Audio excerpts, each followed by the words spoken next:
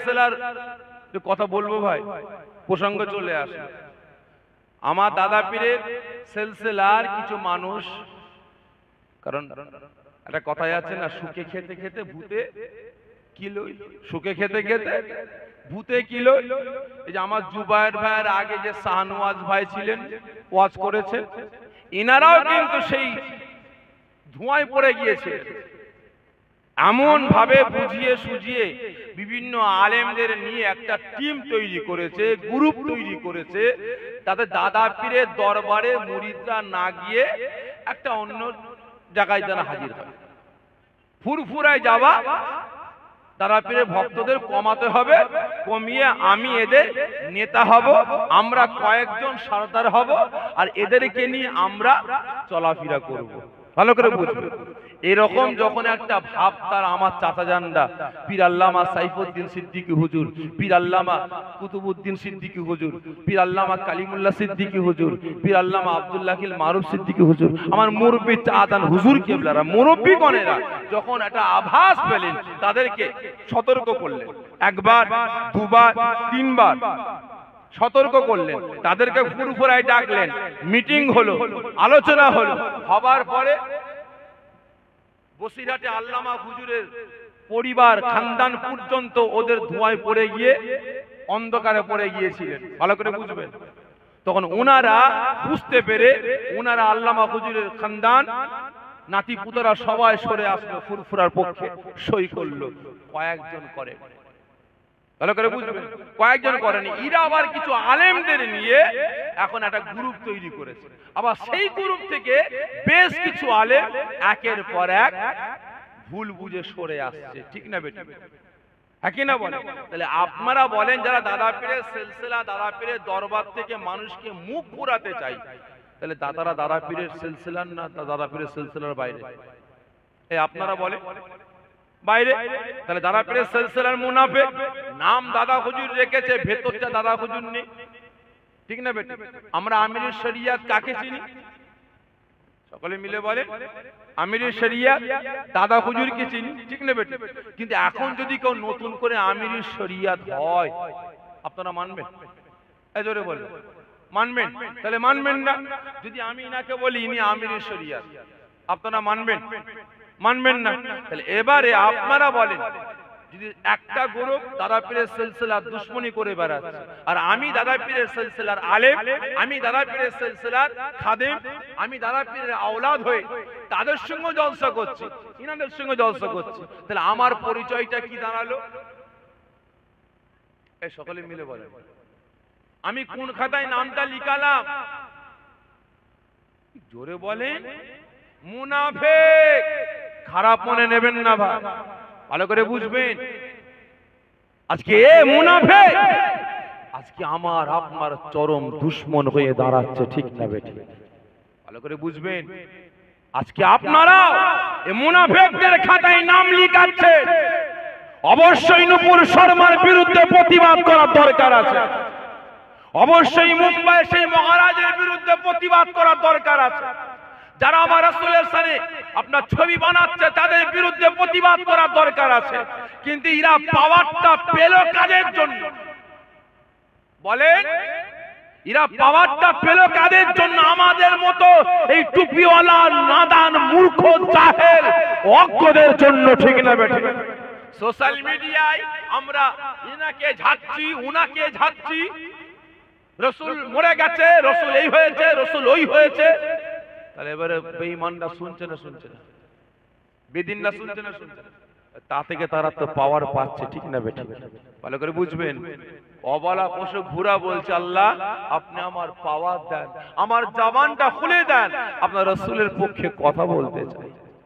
ও আমার ভাইজানেরা, ও নবী পাকের আশিকেরা, ওই সময় আল্লাহ রাব্বুল আলামিন সঙ্গে সঙ্গে অবলা পশু ঘোড়াটার জবানটাকে খুলে দিলেন। সঙ্গে সঙ্গে চোখের পানিটা ছেড়ে দিয়ে ওই ঘোড়াটা ঘাড় বেঁকিয়ে বেঁকিয়ে আওয়াজ দিয়ে বলেছিল, এ আবু জেহেল, মার মার মার, আমি ঘোড়া মরে যাব, আমি ঘোড়া শেষ হয়ে যাব, তবুও এই জায়গা থেকে আমি চুল পরিমাণে এগোতে পারবো না।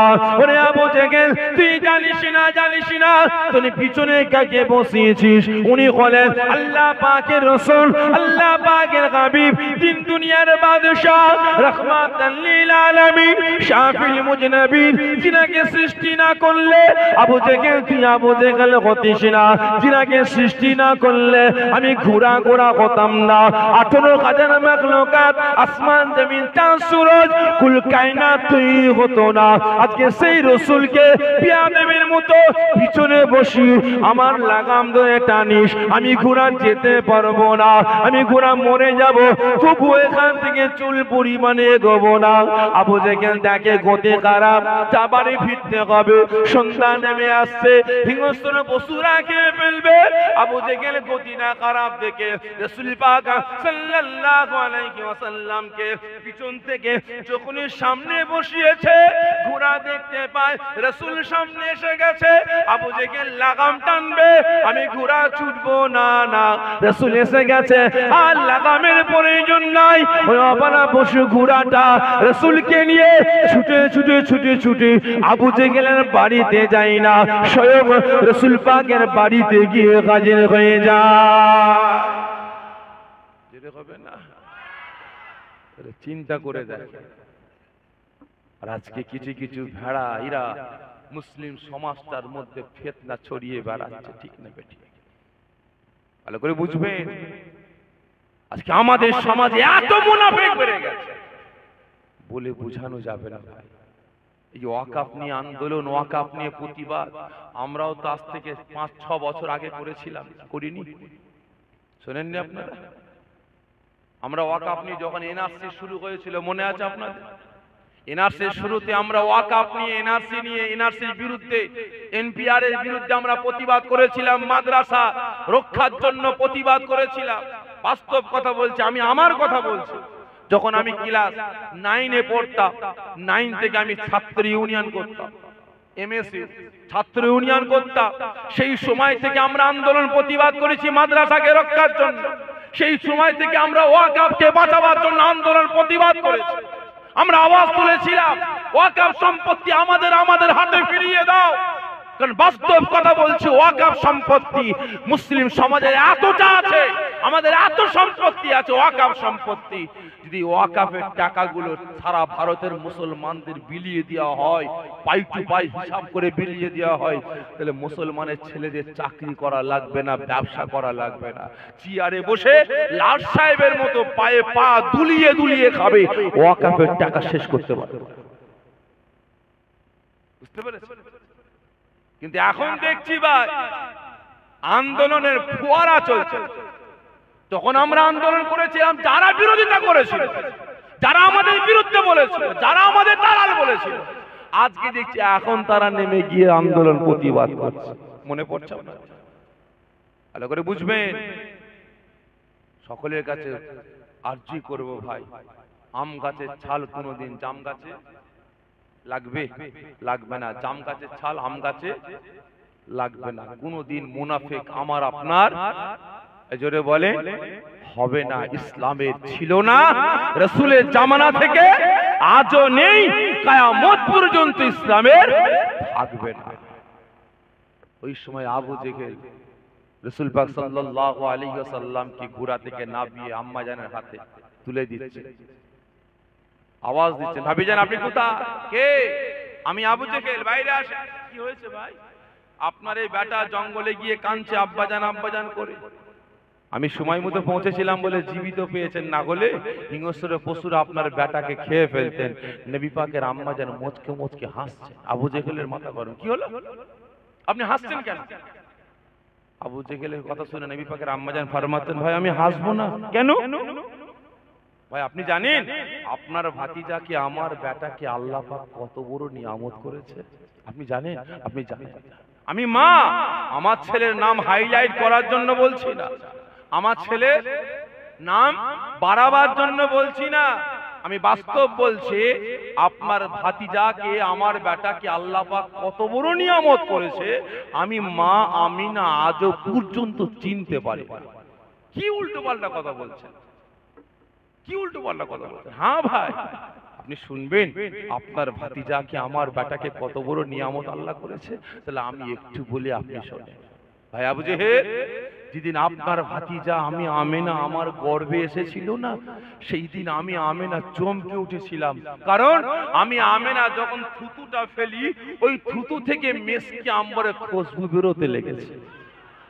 শুধু তাই নয়, আমি আমেনা যেদিন আপনার ভাতিজা আমার গর্ভে এসেছে, আমি আমেনা গোসলখানায় গোসল করতে গেছি, মাথায় পানি ঢালছি, ওই পানিটা গড়িয়ে গড়িয়ে যাচ্ছে, ওই পানি থেকে মেসকি আম্বরে খুশবু বেরোতে লেগেছে।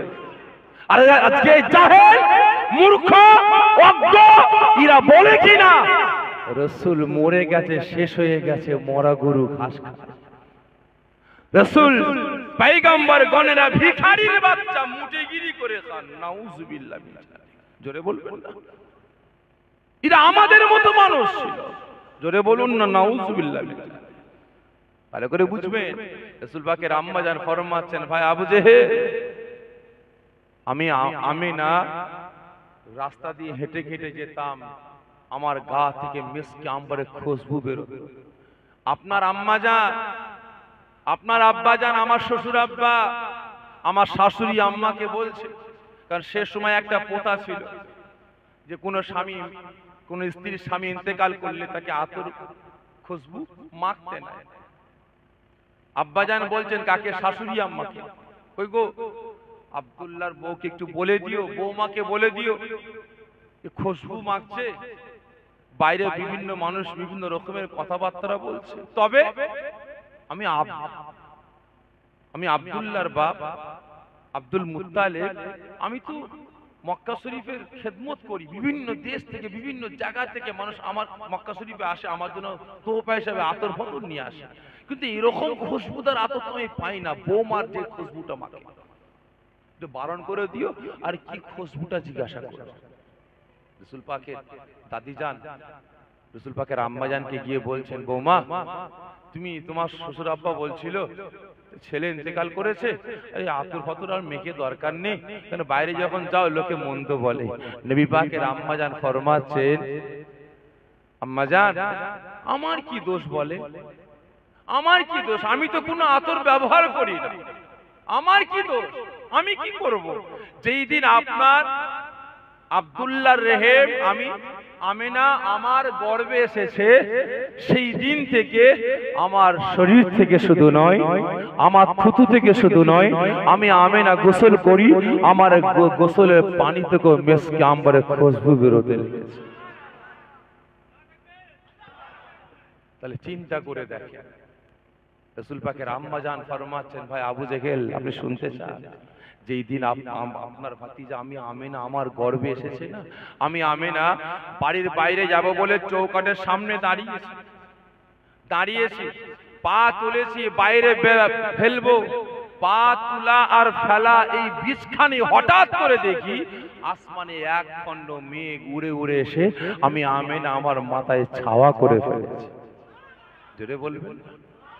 ও আমার ভাইজানেরা, ও নবী পাকের আশিকেরা, ওই সময় নবী পাকের আম্মা জান ফরমাচ্ছেন, ও ভাই আবু জেহেল, আমি আমিনা, আমি যখন বাড়ির চৌকাঠের বাইরে পা ফেললাম, সঙ্গে সঙ্গে দেখতে পাই আমার মাথাতে ছাওয়া করার জন্য এক খণ্ড মেঘ উড়ে উড়ে এসে আমার মাথাটা ছাওয়া করে ফেলে। শুধু তাই নয়, ওই মেঘের ভিতর থেকে আওয়াজ দিয়ে বলতে লাগে, ও মা আমিনা, আপনি জানেন না আপনার গর্ভে কে আছে?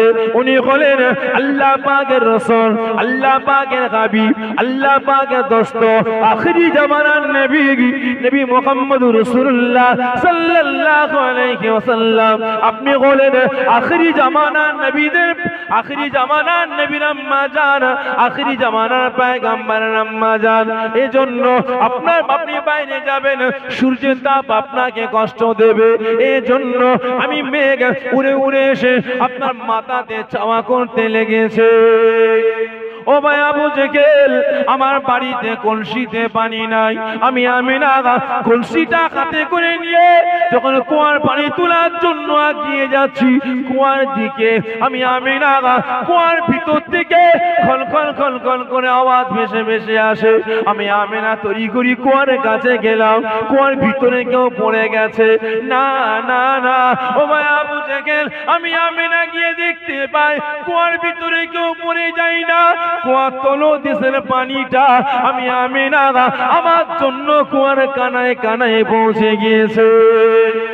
ও ভাই আবু জেহেল, ওই সময় কুয়ার পানি আওয়াজ দিয়ে বলতে লাগে, ও মা আমিনা, আপনি কেন কষ্ট করে পানি নিতে এসেছেন? আপনার পানির দরকার, আপনি বাড়িতে বসে বসে একবার হুকুমটা করতেন, আল্লাহ পাকের রহমতে আপনার বাড়ির কলসিটা ভর্তি হয়ে যেত। চিন্তা করে দেখে, পানি বলছে যে আপনার পানির দরকার, কেন কষ্ট করে কুয়ার ধারে আসেন? আপনি বাড়িতে অর্ডার করতেন, পানি আল্লাহ রহমতে আপনার কলসি ভর্তি হয়ে যেত। ঠিক না? তাহলে যিনি চাইলে জান্নাতের সিংহাসনটার উপরে শুতে পারতেন। ঠিক না বেঠিক? পারতেন না? পারতেন না? রাসূল পাক সাল্লাল্লাহু আলাইহি ওয়াসাল্লাম দাওয়াতে গেছে। কার দাওয়াত? ইখতিলাফ 2,23,000 2,24,000 নবী পয়গম্বর। ভালো করে বুঝবে, এই নসিব কোন নবী পয়গম্বরের হয়নি। ইখতিলাফ 2,23,999 জন নবী পয়গম্বরের হয়নি, যেটা হয়েছে আমার আপনার রাসূলের। ঠিক না বেটা? দাওয়াত কে দিয়েছে? যিনি কুল কায়নাত সৃষ্টি করেছেন, যিনি জান্নাত জাহান্নাম তৈরি করেছেন, যিনি আমাকে আপনাকে সৃষ্টি করেছেন। আমার আল্লাহ পাক দাওয়াত দিয়েছে কাকে? রাসূলকে। আর রাসূল যাচ্ছেন কার দাওয়াতে? এই জোরে বলে, আমাকে দাওয়াত কে দিয়েছে ভাই?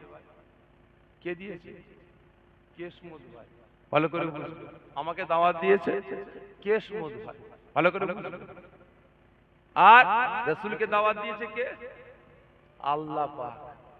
আমি কেশমুদ ভাই জলসায় এসেছি আজকে। ভালো করে বুঝবেন, আমি আপনাকে দাওয়াত দিলাম, ভাই আমার বাড়িতে গিয়ে খাওয়া দাওয়া করবেন। আপনারা আমার দাওয়াতে গিয়ে খাওয়া দাওয়া করলেন, বাড়িতে গিয়ে। দাওয়াত কে দিল? দাদা পীর আওলাদ দিল। ঠিক না বেটি?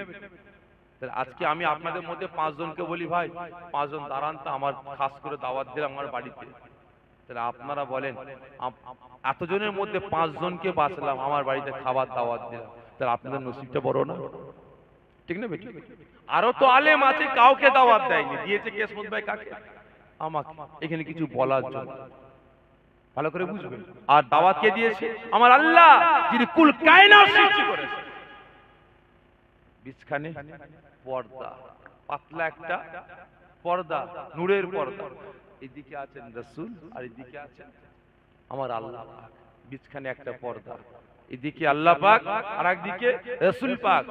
আল্লাহ পাক ফরমাচ্ছেন রাসূল, উনি বড় কথা ছোট্ট করে বলছে, রাসূল আপনি কি চান? আপনি তো আমার দাওয়াতে এসেছেন, আপনি কি চান বলেন, আমি আল্লাহ আপনাকে দেব। রাসূল ওখানে গিয়ে চাননি যে আল্লাহ আমাকে 500 বিঘে জমি দেন। রাসূল চাননি যে আল্লাহ আপনি আমাকে জান্নাতের সিংহাসনটা দেন।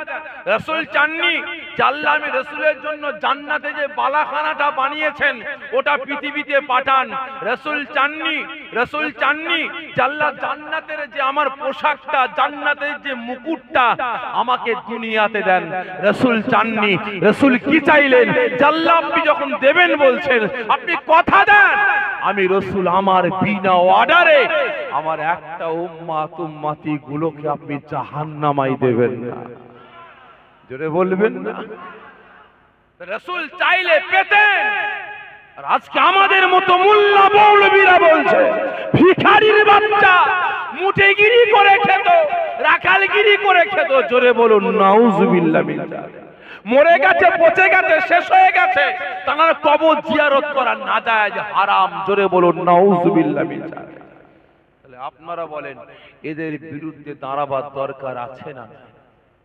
জোরে বলে আছে। তবে হ্যাঁ, খারাপ মনে নেবেন না ভাই, পুকুরে বাস করে অনেক রকমের মাছ। ঠিক না বেটা? সব থেকে চালাক মাছটা কি নাম বলেন? ঠিক বলেছে। সব থেকে চালাক মাছ প্যাকাল মাছ। ও পাঁকে বাস করে, গায়ে পাঁক লাগায়। জোরে বলে লাগাই না। তবে আমাকে আপনাকে বাঁচতে হবে এই মুনাফিকদের জগতে, ঠিক না বেঠে? মুনাফিকদের জগতে বসবাস করতে হবে। কিন্তু হলে কি হবে? আমার আপনার ঈমান আমল আকীদাটাকে আমাকে আপনাকে বাঁচাতে হবে। অন্য কেউ বাঁচাতে পারবে না, আমাকে আপনাকে বাঁচাতে হবে। সাফেরি মরে গেলে আপনি আমার কবরে গিয়ে সওয়ালের জবাবটা দেবেন না। আপনিও মরে গেলে সাফেরি গিয়ে আপনার কবরে সওয়ালের জবাবটা দিয়ে আসবে। আপনাকেই দিতে হবে। আর আমার কবরের জবাব আমাকেই দিতে হবে। আমি মরে গেলে কত ভালোবাসার মানুষ ঘরে বসে আছে গ্যাঁট হয়ে, আব্বা না এলে খাবো না, স্বামী না এলে খাবো না, বেটা না এলে খাবো না, বাপ না এলে খাবো না, কত ভালোবাসার মানুষ। আর যখন মরে গেছি মাথার কাছে বসে বসে গপ গপ গপ গপ করে গিলে যাচ্ছে, ঠিক না বেটা? একবারও বলেন যে আমার বেটা খায়নি আমি খাবো না, আমার বাপ খায়নি আমি খাবো না, আমার স্বামী খায়নি আমি খাবো না, ঠিক না বেটা? দিনের দিন সকালে পটল তুলেছে, দম বেরিয়েছে, বেশি বেলা করিসনি, দেখ না নাক দিয়ে কেমন দ্বারা সব গাঁজা গাঁজা বেরোচ্ছে, আজকেই দিয়ে দে, ঠিক না বেটা? একদিনও রাখবে না। সকালে মরবে, বিকালে পুঁতবে, দুপুরে মরবে, তার পরের দিন সকালে পুঁতবে, রাতে মরবে, সকালে কিংবা দুপুরে পুঁতবে। ও কত ভালোবাসার মানুষ দেখা যাচ্ছে, ঠিক না বেটা? কেউ কারণ নয়, নিজেকে নিজের ঈমান আমল আকীদাটাকে বাঁচিয়ে নিয়ে চলতে হবে। প্যাকাল মাছের সকলকে বলছি এখনো সময় আছে, ঈমান আমল আকীদা গুলোকে বাঁচান। যারা গুস্তাখে রাসূল, যারা গুস্তাখে ওলি, যারা গুস্তাখে পীর মাশায়েখ, তাদের কাছ থেকে সরে আসুন। কি রাজি আছেন? খারাপ মনে নেবেন না। পর্দা করা কি বলেন তো? মায়েদের পর্দা করাটা কি? ফরজ।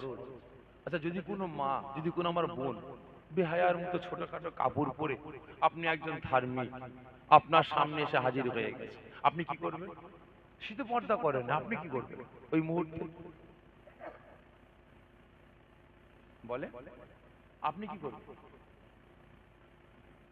না, আমি ওটা বলছি না। মেয়েদের পর্দা করা ফরজ। আপনি একজন ধার্মিক, একটা মহিলা পর্দা করে না, বিহায়ার মধ্যে ছোট ছোট খাটো কাপড় পরে আপনার সামনে চলে এসেছে, আপনি তখন কি করবেন? পর্দাটা কে করবে? মহিলা করবে না আপনাকে করতে হবে? আমাকে আপনাকে করতে হবে, আমাকে আপনাকে মুখ লুকোতে হবে, ঠিক না বেটি? ঠিক তেমন ভাই, ঈমান আমল আকীদাকে বাঁচাতে গেলে আমার আপনার ঈমান আমল মজবুত করতে হবে, কেউ কারণ না। তবে গুস্তাখে রাসূল, গুস্তাখে ওলি, গুস্তাখে পীরদের কাছ থেকে সরে আসতে হবে। কারণ এই সমস্ত এখন পেয়েছি, এত দল এত ফিতনা আগে ছিল? এই জোরে বলে ছিল? ছিল না। এখন সব বুঝ বুঝ বুঝ বুঝ করে ঠেলে উঠছে। আগামী দিন অপেক্ষা করেন, আরো ঠেলে উঠবে। কারণ ৭৩টা দল হবে, একটা জান্নাতি, একটা জান্নাতি আর ৭২টা জাহান্নামী। আর কত রকমের ফিতনা বেরোবে, বুঝতে পেরেছেন? ফুরফুরা, তাবলীগ, জামাত ইসলাম, আহলে হাদিস, কাদিয়ানি, কাউমারি, মাঝভান্ডারি, পিলা ফকির, আজানগাছি, ঘড়ি পীর, আটরশি, চরমোনা, জয়গুরু, লাল ফকির, কালো ফকির, পিলা ফকির, তারপরে আগুল চুষা পীর, তারপরে বসিরহাটে নতুন করে এখন আবার রহমানিয়া সিলসিলা, বিড়ি বাবা, দরগা বাবা, গাঁজা বাবা, কত রকমের বেরিয়েছে, ঠিক না বেটা? তো হিন্দুর মধ্যে না ৭৩টা দল হবে, হিন্দু, খ্রিস্টান, শিখ, পারসি, পাদরি, পাঞ্জাবি, এদের মধ্যে না, মুসলমানদের মধ্যে, কলমা পড়নে ওয়ালাদের মধ্যে, আল্লাহ বাননে ওয়ালাদের মধ্যে, নামাজ পড়নে ওয়ালাদের মধ্যে, কুরআন তিলাওয়াত করনে ওয়ালাদের মধ্যে। বুঝতে পেরেছেন? একটা পুকুরে হাজারো মাছ, কিন্তু হলে কি হবে? প্যাকাল মাছের মতো আমাকে আপনাকে বাঁচতে হবে, ঈমান আমল আকীদা রক্ষা করতে হবে। কি পারবেন তো? সকলে মিলে বলছেন পারবেন তো? যারা গুস্তাখে রাসূল, তাদের কাছ থেকে সরে আসবেন। রাজি আছেন?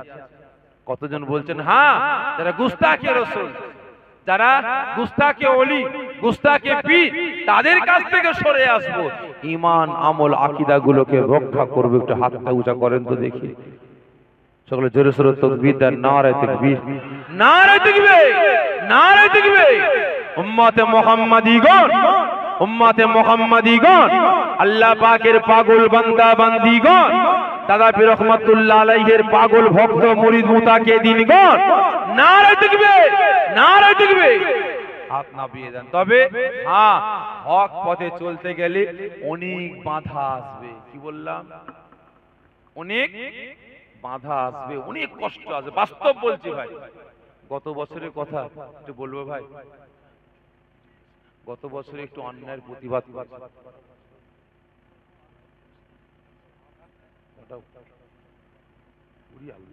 ঠিক আছে, 9:30 শেষ করার কথা, 9:30 বেজে গেছে। কথা আছে না, পাগড়ি বাঁধতে বাঁধতে যুদ্ধ শেষ, বলতে বলতে সময় শেষ। তো ভাই যা, গত বছরে একটু অন্যায়ের প্রতিবাদ করেছিলাম, যে কোনো বিষয় আপনার সকলে সোশ্যাল মিডিয়ায় দেখেছেন। এর জন্য আমার টোটাল 107টা, কটা? 107টা জলসা আমার ক্যান্সেল করে। যখন প্রথম জলসাগুলো ক্যান্সেল হচ্ছে না, এক এক দিনে 2টো ক্যান্সেল, এক এক দিনে 3টে ক্যান্সেল, এক এক দিনে 1টা ক্যান্সেল। 1 সপ্তাহ মতো ঘরে বসেছিলাম, চিন্তা করছি আল্লাহ তাই এইভাবে জলসাগুলো কেটে যাচ্ছে, খাবো খাবো। ও বাবা, দাদা পীরের মাজারে জিয়ারত করলাম, দাদুজানের মাজারে জিয়ারত করলাম, জানালাম যে অন্যায়ের বিরুদ্ধে কথা বলেছি বলে এতগুলো জলসা কেটে যাচ্ছে, খাবো খাবো। খাস করে আমার জন্য দোয়া চাই, আল্লাহ আপনি হেফাজত করবেন। ও বাবা, তার 2-3 দিন পর থেকে বাস্তব কথা বলছি, আজও পর্যন্ত আমার ফাঁকা নেই। বুঝতে পেরেছেন? তবে হ্যাঁ, হক পথে চলতে গেলে একটু কষ্ট তাৎক্ষণিক হবে, তাৎক্ষণিক কষ্ট, ওটাই আল্লাহ পাকের পরীক্ষা। সবর করবেন, মিয়া ফলবে। যে সবর না করেন, মিয়া ফলবে। আপনি যদি বলেন আজকেই গাছ লাগিয়ে আজকেই খাবো, ফল হবে ভাই? হবে না, হবে না।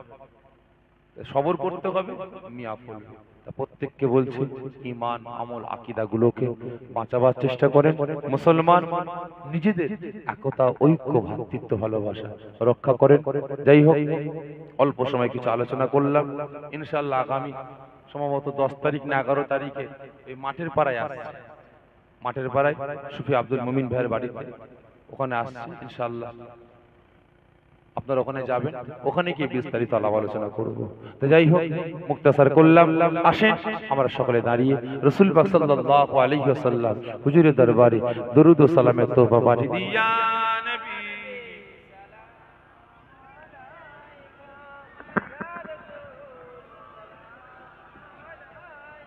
সকলে একটু আগে আগে আসেন, সকলে একটু আগে আগে আসেন।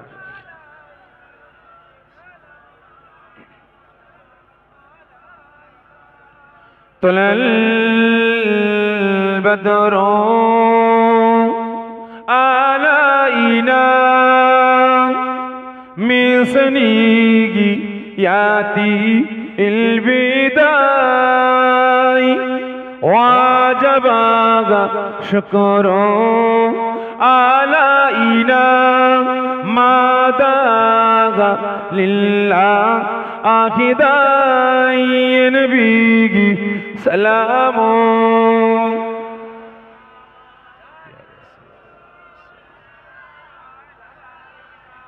يا حبيب سلام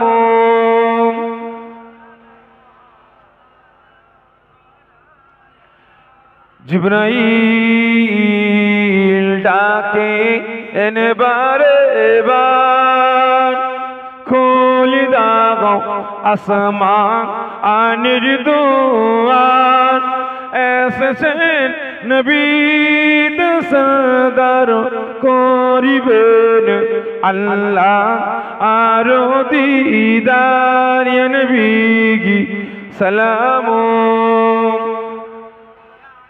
ইয়া রাসূল ইয়া হাবিব সালাম। সালাওয়াতুল্লাহ আলাইকা। সকলে দাঁড়িয়ে যান, সকলে একটু কাতার দিয়ে বসে, সকলে একটু কাতার দিয়ে বসে, একটু কষ্ট দিয়ে সকলে কাতার দিয়ে। তাহলে এই লম্বা লম্বি করে আমার দিকে ঘুরে এইভাবে এইভাবে আমার দিকে ঘুরে কাতার দেন, এইভাবে লম্বা লম্বি কাতার। খুলে দাও প্যান্ডেল, দরকার খুলে প্যান্ডেল খুলে দাও।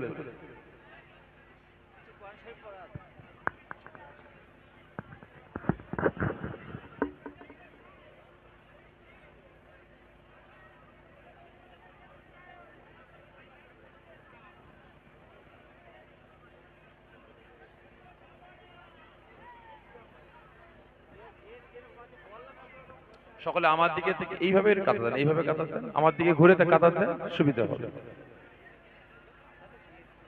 এইভাবে কাতারও হবেও না, মাশাআল্লাহ এত লোক আছে, কাতার দিতে গেলে সে বাইরে বেরিয়ে যাবে।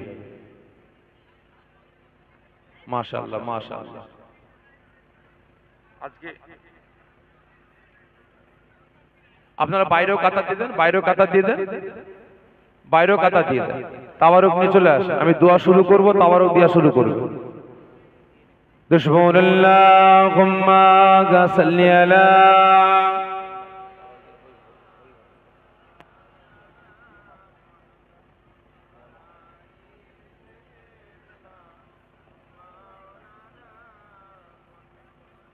মাশাআল্লাহ। হাজিরানে মজলিস, আমার নেককার পরিজগার নামাজি মুসল্লি, আল্লাহ বয়োজ্যেষ্ঠ আব্বা জানেরা, জওয়ান যুবকেরা, কচি বাচ্চা ভাইয়েরা, পর্দার আড়ালে অবস্থিত আমার মা ও বোনেরা, সকলে বিসমিল্লাহ শরীফের সঙ্গে 3 বার সূরা ফাতিহা শরীফ, দরবার সূরা ইখলাস শরীফ, 11 বার দুরূদ শরীফ তেলাওয়াত করেন, ইসালে সওয়াব সব রসন করা হবে। একটু বাইরে কাতার দিয়ে দেন, বাইরেও কাতার দিয়ে দেন, ওদিকে জায়গা আছে তো, মাঠ আছে তো, বাইরেও কাতার দিয়ে দেন, বাইরে কাতার দেন, সুবিধা হবে তাবারক দিতে। সকলে তেলাওয়াত করেন। খাদেম কতজন আছে? খাদেম কতজন আছে? অনেকজন আছে। যখন দোয়া শুরু করবো দিয়া শুরু করবো। মা বোনেদের বলবো আপনারা কেউ যাবেন না, আপনাদেরও তাবারক দেওয়া হবে, সকলে তাবারক নিয়ে বাড়িতে যাবেন। আমার সাহেবেন এসার, আমার বাড়িওয়ালার তরফ থেকে সকলকে দাওয়াত দেওয়া হচ্ছে, সকলে তাবারক নিয়ে আপনারা যাবেন। এখন চিল্লা চিল্লি তো ভাই সাহেব সকলে তেলাওয়াত করেন। আর খাদেম ভাইদের বলবো